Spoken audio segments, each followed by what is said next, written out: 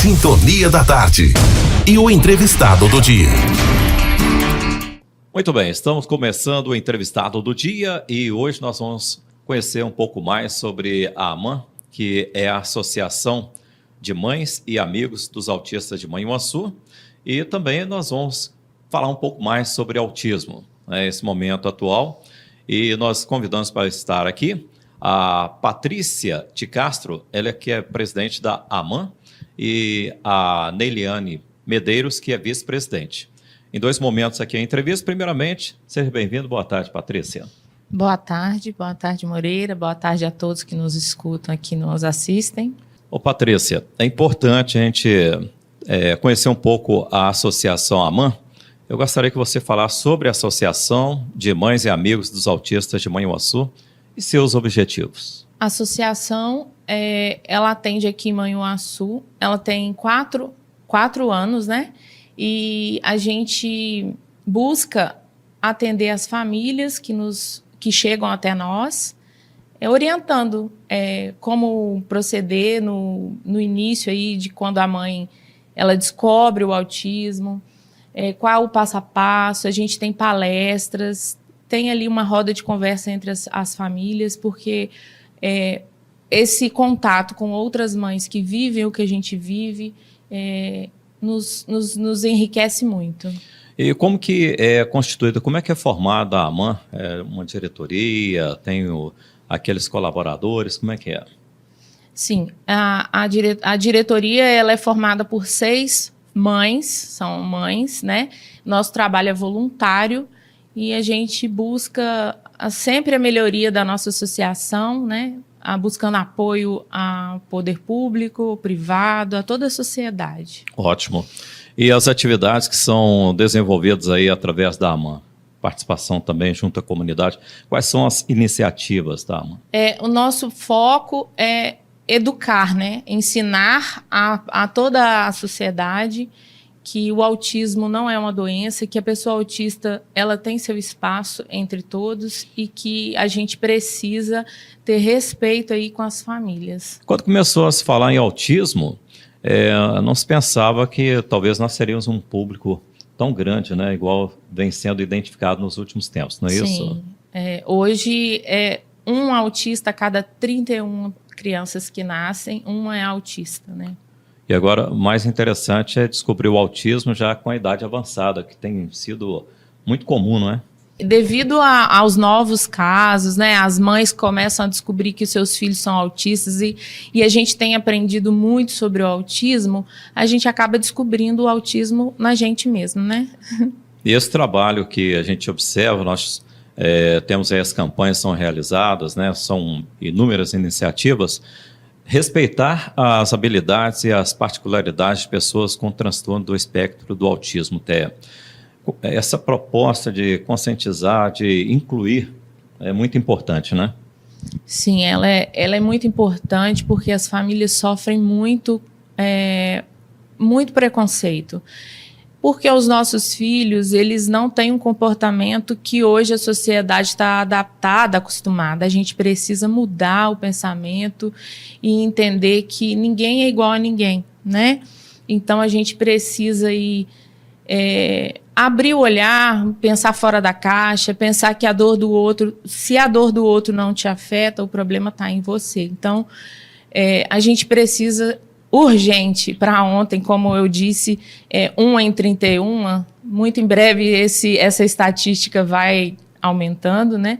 Então a gente precisa acolher essas pessoas e mudar o pensamento, mudar a forma, as regras e respeitar, né? Ô Patrícia, e você como presidente da AMAN, como que a instituição se mantém? A instituição se mantém hoje por vendas de produtos, doações. A gente aí oferta algumas terapias, mas não conseguimos manter durante o ano todo verbas municipais, mas ainda é aquém do que a gente precisa. Perfeito. E quando nós falamos em autismo, é importante saber quais os principais desafios nessa atualidade. São inúmeros desafios e o primeiro é o financeiro, porque as terapias são muito são constantes, não pode parar, e quando a gente para a terapia, a criança regride, então o que você ganha em um ano, parou um mês, ele volta. Então, assim, o financeiro é o mais difícil de superar aí. E o poder público, como que tem assumido essa necessidade aí em termos desse acompanhamento e tratamento? A nossa cidade tem apoiado bastante. Esse ano a gente está tendo um apoio melhor, mas a gente ainda esbarra muito com a questão burocrática, né, documentações. Mas a gente tem, sim, um olhar especial aí do poder público. E eu acredito que, ano após ano, a gente vai só melhorando. Muito obrigado pela sua participação, tá? Uma Obrigada. boa tarde. Obrigada. Sintonia da Tarde, com Moreira Lopes.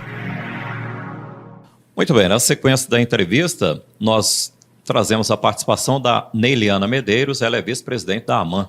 Seja bem-vindo, boa tarde. Boa tarde, Moreira. Boa tarde a todos os ouvintes. E a definição sobre o autismo, como que nós podemos considerar, Neiliana? Moreira, o autismo ele é considerado um transtorno do neurodesenvolvimento. E nesse período aí de transtorno, nós podemos dizer que a criança ela tem um agravo na fala, na socialização, nos comportamentos. Pode-se dizer também que cada criança vai adquirir um tipo de comportamento afetado. Não quer dizer que uma criança autista ela vai ser igual a 10 crianças autistas. Cada uma tem um comportamento, um agravamento aí no neurodesenvolvimento. Perfeito. E o autismo, é importante a gente passar para a comunidade, para a sociedade, não é uma doença. Não é uma doença. Você pode tentar abraçar um autista, claro que se ele deixar, né? Você pode tocar num autista. Tem crianças que não deixam, tem adultos também autistas que não gostam, mas não custa você chegar e perguntar, eu posso te dar um abraço? Porque às vezes a criança, ela necessita de um abraço, mas ela também não sabe se comunicar da melhor maneira possível. Então você não vai pegar o autismo de uma criança ou de um adulto, porque não é uma doença contagiosa, né? E o mais importante é verificar que não existe só um tipo de autismo, né? Existem os subtipos também, né? Sim, ele é classificado em suporte 1, 2 ou 3. Eu, particularmente, eu acho que não deveria ser assim, porque uma vez autista, sempre autista. E, infelizmente, se você não cuidar de um autista de suporte 1, ele vai virar um suporte 2 e vai virar um suporte 3. O autista número 1, eu posso dizer que é o que mais sofre, diante das pesquisas, né? Nós, como mães, nós acabamos estudando muito. Então, nós pesquisamos e isso aí é um fato já relatado cientificamente que o suporte 1, ele sofre por quê? Ele fica naquele mundinho dele, ele não sabe interagir da melhor maneira. Então, ele é como tido o esquisito, a criança que não quer se comunicar, porque nem todas comunicam, né? Então, o suporte 2, ele consegue fazer suas atividades diárias, mas ele requer um tipo de terapia maior, ele requer mais cuidado. E o terceiro, né, que é o suporte 3, geralmente a criança não fala, ela é mais agressiva. Então, essas crianças, suporte 2 e 3, elas são vistas na sociedade de uma outra maneira. Então, elas são vistas assim, aquela criança ali, ela tem algum tipo de problema. Sendo que o suporte 1, geralmente é aquele que pega pirraça, é aquele que debate, é aquele que vai sentar no chão. Aí, quem não conhece, não entende e também não quer conhecer, julga a família. Aí geralmente passa em um determinado local, vê aquele tipo de reação e já julga de uma forma indevida, né? Sim, porque na verdade, Moreira, eu vejo que é mais fácil eu julgar do que eu procurar acolher e conhecer. Saiu uma pesquisa, né, que um estudo que foi feito na Califórnia, que de 31 crianças, uma criança vai ser autista. É um número já assim alarmante. Eu acredito que talvez ainda possa ter até mais crianças aí entre esses 31 que possa ser autista. Por quê? Se você chega numa sala de aula e você tem lá 25 alunos ou 30 alunos, pode ser que naquela sala você vai ter mais de um autista. Sim. Então, eu vejo o quanto a gente precisa avançar mais, né, nos estudos, nas informações, porque não é só, tipo, vou pensar um exemplo. Eu tenho filho, eu vou ser avó. Eu tenho irmão, eu serei tia. eu tenho amigos, eu posso ganhar um afilhado e aquela criança vai se tornar minha amiga também. Então, não é porque eu não tenho na minha família que eu tenho que deixar de apoiar quem tenha. Porque hoje a gente sabe, mas e o dia de amanhã? Então, a gente tem que pensar que essa criança aí, de uma criança entre 31 crianças, aonde que ela vai estar? Posso estar na minha família? E aí? Mas, às vezes, as pessoas preferem julgar, não acolher, não buscar informação, porque ela também não tem na família. Mas, diante de todos os estudos aí, a gente pode ver que... Sempre haverá possibilidade, né? Sempre haverá possibilidade. Perfeito. E nós temos aí um movimento crescente de conscientização e inclusão social. Como é que está essa relação com o autismo hoje? Moreira, eu posso dizer que é gratificante para nós, tá? Como mães, como associação, ver o acolhimento também. As pessoas buscam nos apoiar da melhor maneira possível. Eu vejo a igreja, né, já tem nos apoiado, tanto a igreja evangélica como a igreja católica, as escolas, mas eu ainda vejo a inclusão como um fator que é um trabalho de formiguinha, né? Porque a escola fala que apoia, que está fazendo a parte da inclusão. Mas a criança, a partir do momento que ela vai para uma escola, ela vai interagir com mais 20 crianças, 35 crianças numa sala, mais a escola num todo, né? Que acaba sendo uma comunidade ali. Só que eu educo de um jeito, a mãe educa de outro jeito, então tem que fazer um trabalho num conjunto. As famílias que não têm a criança especial em casa, que elas possam procurar ter mais informações, porque isso vai ajudar o filho também na parte da inclusão. Porque, às vezes, a criança sofre bullying, né? E o autista sofre, principalmente o suporte 1. Sofre mais do que os outros dois, suporte 2 ou 3, né? Então, assim, mas as pessoas estão fazendo a parte dela de tentar ajudar, de incluir, mas eu acho que é um trabalho mesmo de formiguinha. Nós temos aí um longo caminho pela frente. A questão da conscientização, né? Que se fala-se muito no mês de abril. Às vezes as pessoas criticam, vocês só falam de conscientização. Não, peraí, conscientização é o ano todo, não só em abril, mas porque o dia 2 de abril é uma data comemorativa, do mesmo jeito que junho, 18 de junho, o Orgulho Autista.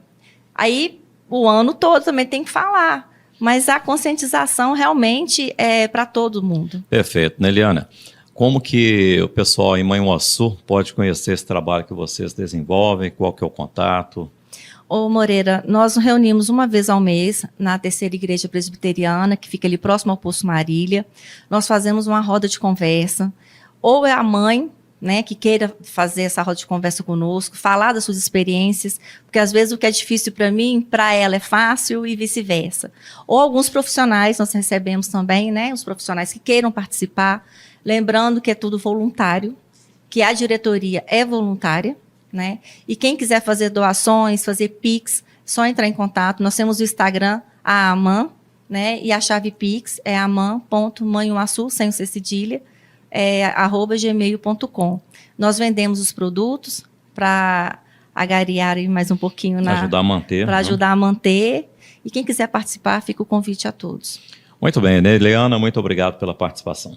Eu que te agradeço. Muito bem, conversei com a Neliana Medeiros, vice-presidente da AMAN, e também com a Patrícia de Castro, presidente da Associação de Mães e Amigos dos Autistas de Manhuaçu, AMAN. É bom que as pessoas conheçam mais sobre esta realidade, né? E possam também participar e ter uma maior consciência.